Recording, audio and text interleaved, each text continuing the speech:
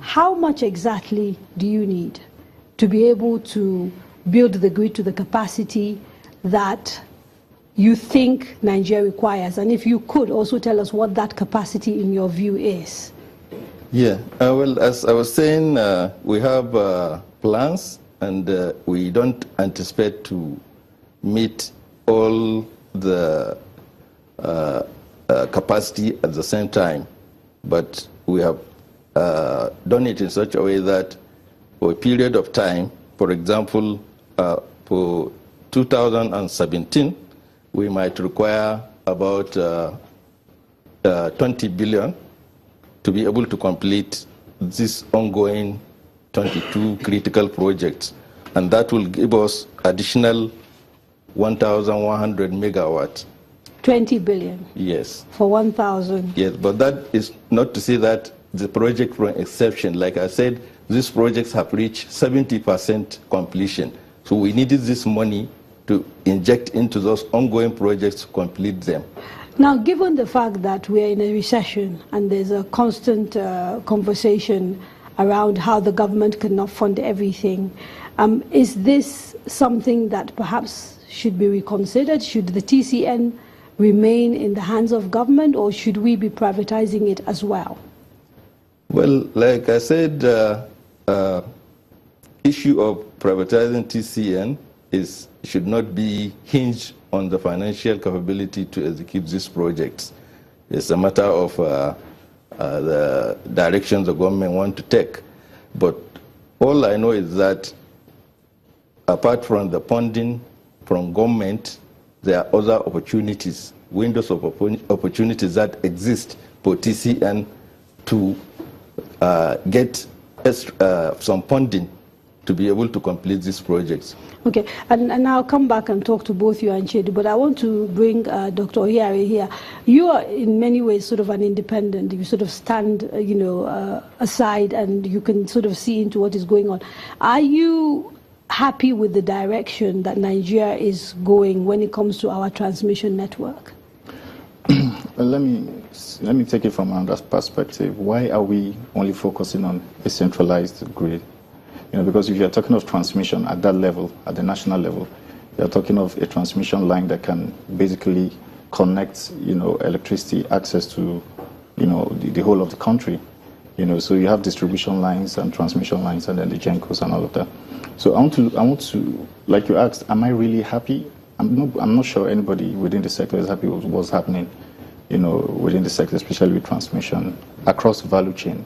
So I'm an advocate for having electricity through different means, using different technologies, sources of funding and all of that. So, for instance, we don't really need to rely or focus more on, transmission and the grid, national grid.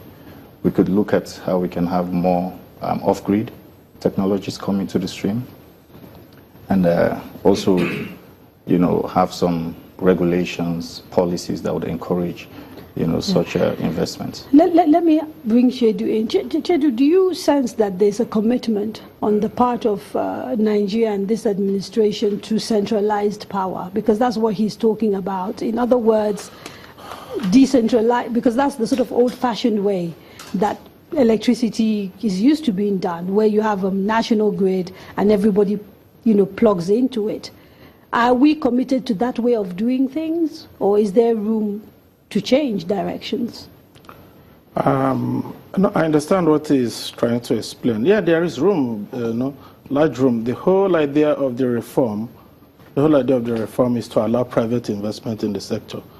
So the off-grid is talking about is not going to be driven by the government. It's going to be driven by private investment, and again, driven by the market, the ability of the people to pay for it. He says, so this off-grid is on. No, but you were kind of docking the question, and maybe I'm being unfair by asking you. Let me go back to Dr. Atiku, because the question is this: is the government 100% committed to a centralized grid or not? Because you're talking about investing huge sums of money on something that was built in the 60s, and from what we can see has been failing, and which is going to cost a lot of money to be fixed, essentially. So are you committed to this particular direction of doing things? Yeah, I will say yes, because having a central national grid for now is inevitable. But like it's advocated, we don't have to rely on the national grid to satisfy our energy requirements. We can have off-grids. Rural areas can be on their own through alternative and renewable energy sources that will reduce the pressure on the national grid until such a time when it is properly developed and capable of satisfying all the requirements of the nation. So to me, it is imperative that we maintain the national grid as it is and at the same time continue looking at off-grid solutions.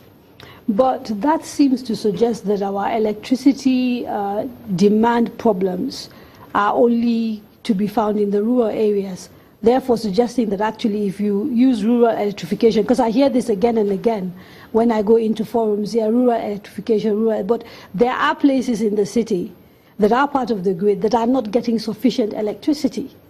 And so again, I don't know if anybody wants to jump in. I'm a little bit puzzled as to why there is this commitment to a centralized grid when it is clearly not fulfilling the function of providing power to even those who are on the grid, before we even start talking about the people who are off the grid. Yeah. Let me add here that even in the developed countries, when you talk of America, Europe, they don't completely rely on the national grid. You find solar home systems, you find individual homes using solar energy to generate and even sold the access to the national grid. So I think it's something which can be a mix. Chid, you wanted to say something? Yeah, I think it's what I want to say is along the lines of what he has just said. In the cities, there are opportunities for off-grid, and they are there now. If you go to Lagos, there are a lot of places, a lot of estates where power is provided off-grid for this estates, for this community, without going through the grid system. I think that's the kind of thing you are talking about. But the point I'm making is the opportunity is there, is the ability, to pay for the off-grid power, because it's not going to be provided by government. Yeah, but it also seems that the little money government has is now going into expanding a grid, which seems to be obsolete. I mean, yeah, that's where I was coming back to the reform, and to say that under the reform, government has broken up. I mean, the whole system, the whole thing is unbundled. It's segmented. So, okay, private investment, you can come into generation. Private investment, you can come into distribution. Okay, this transmission, we know it's capital intensive. We know, a lot of reasons. It still remains with the government. So when you're talking of off-grid, you're talking about generation, you're talking about distributing it locally and then consumption. So that is open.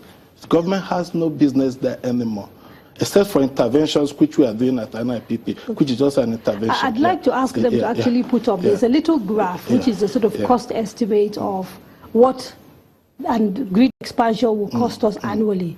And I'd like us to look at that graph and to basically ask the question whether this, in our view, is the best use of our resources, especially given the huge amount of money that has already gone into power from 1999, as we saw, to date, and generating only about 2,000 extra megawatts. Can we get that graph up? Is that possible? The cost estimate for grid expansion, is it up? Could people see it?